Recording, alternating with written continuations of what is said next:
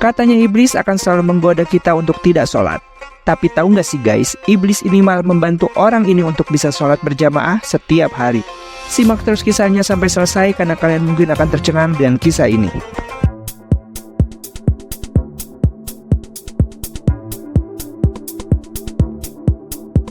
Assalamualaikum warahmatullahi wabarakatuh. Halo Sobat Jalur Langit, selamat datang di channel Jalur Langit, channel yang membahas sejumlah rahasia-rahasia ibadah umat Islam yang mungkin banyak orang yang belum tahu.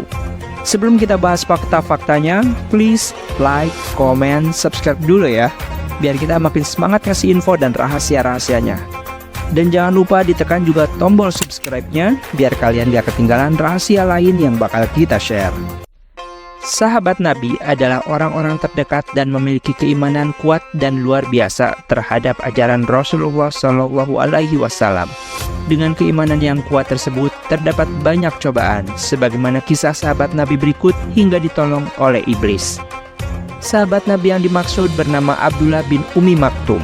Ia seorang yang buta sejak kecil. Dikutip dari buku kisah menakjubkan dalam Al-Quran tulisan Ridwan Abu-Qori, dijelaskan bahwa kebutaannya tidak menghalangi keyakinannya terhadap keesaan Allah Subhanahu wa Ta'ala. Abdullah bin Umi Maktum berasal dari suku Quraisy yang masih memiliki hubungan saudara dengan Khadijah binti Khuwailid. Ibu dari Ibnu Maktum adalah saudara kandung dari ibu yang melahirkan Siti Khadijah atau istri Rasulullah. Ia memiliki kekurangan, yaitu dia adalah seorang tunanetra, tetapi hal ini tidak mengurangi keinginannya untuk memeluk dan belajar agama Islam, dan ia memiliki status sosial yang biasa-biasa saja. Sejak penyebaran ajaran Islam oleh Rasulullah SAW, Abdullah bin Umi Maktum telah yakin akan kebenaran dan sepenuh hati mengimani ajaran tersebut. Oleh karena itu, Abdullah termasuk dalam kelompok pertama yang memeluk Islam atau asyabiqunal awalun. Seperti ujian yang dialami oleh para pengikut ajaran Rasulullah SAW, Abdullah juga tidak luput dari siksaan dan ejekan yang dilakukan oleh kaum Quraisy. Namun Abdullah tetap teguh dan tidak berpaling dari Allah Subhanahu wa Ta'ala. Dia meyakini bahwa siksaan yang dilakukan oleh kaum Quraisy adalah ujian dari Allah. Sebagai seorang muslim yang taat, Abdullah selalu menghadiri setiap ceramah yang disampaikan oleh Rasulullah. Dia juga rajin menghafalkan ayat-ayat suci Al-Quran yang diajarkan oleh Rasulullah kepada dirinya. Semua hal tersebut semakin memperkuat keyakinannya terhadap ajaran yang dipilihnya. Dialah Abdullah bin Umar bin Shuraish. Karena ia buta sejak lahir, orang-orang memanggilnya adalah Abdullah bin Umi Maktum.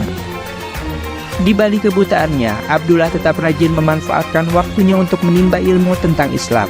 Bahkan sekalipun ia buta, ia tidak pernah meninggalkan salat berjamaah di masjid. Hingga tiba pada suatu waktu, Abdullah datang menemui Rasulullah SAW. Ia ingin meminta izin pada beliau untuk tidak menghadiri jamaah salat subuh lantaran tidak ada yang menuntunnya ke masjid. "Wahai Rasulullah, bolehkah aku meminta keringanan untuk tidak mengikuti jamaah salat subuh?" tanyanya. "Apakah engkau mendengar azan?" tanya Rasulullah balik. "Iya." "Jika begitu, tidak ada alasan bagimu untuk meninggalkan salat jamaah." Abdullah pun tidak berkomentar apapun. Ia menurut apa yang telah diperintahkan oleh Rasulullah. Bahkan ia berjanji dalam hati untuk istiqomah datang ke masjid untuk berjamaah sholat subuh.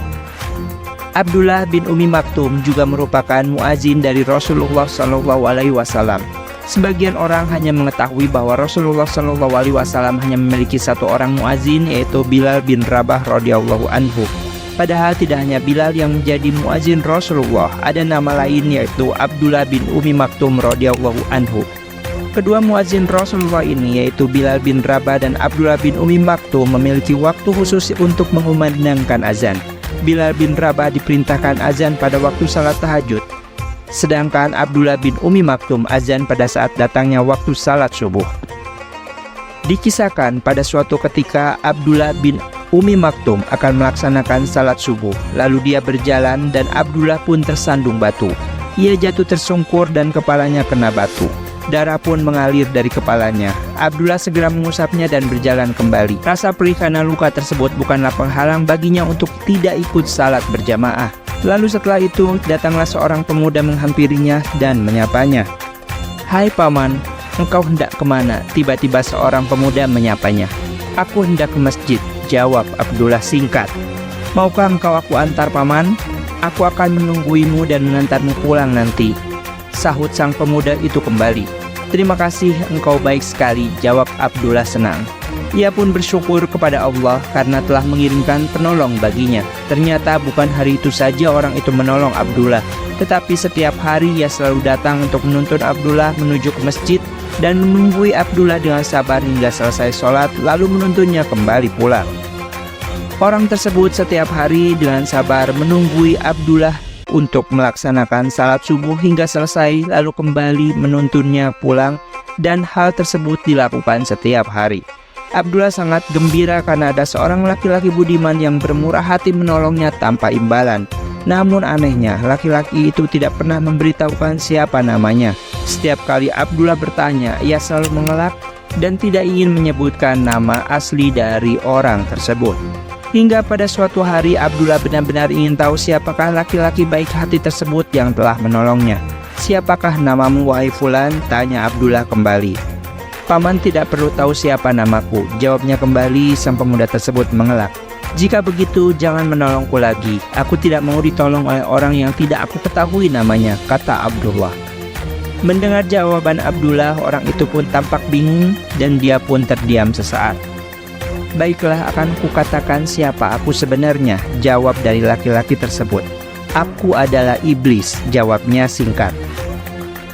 "Untuk apa engkau menolongku? Bukankah pekerjaanmu adalah menghalangi kebaikan?" tanya Abdullah. "Masih ingatkah engkau saat pergi ke masjid lalu engkau tersandung batu dan berdarah?" tanya iblis kembali. "Ya, aku masih ingat," jawab Abdullah. "Aku mendengar malaikat mengatakan bahwa separuh dosamu telah diampuni karenanya, dan aku tidak mau engkau terjatuh lagi hingga habislah dosamu diampuni semuanya." Abdullah pun terkejut. Rupanya lelaki budiman yang menolongnya tersebut adalah iblis yang tak rela dosa-dosanya diampuni oleh Allah Subhanahu wa Ta'ala.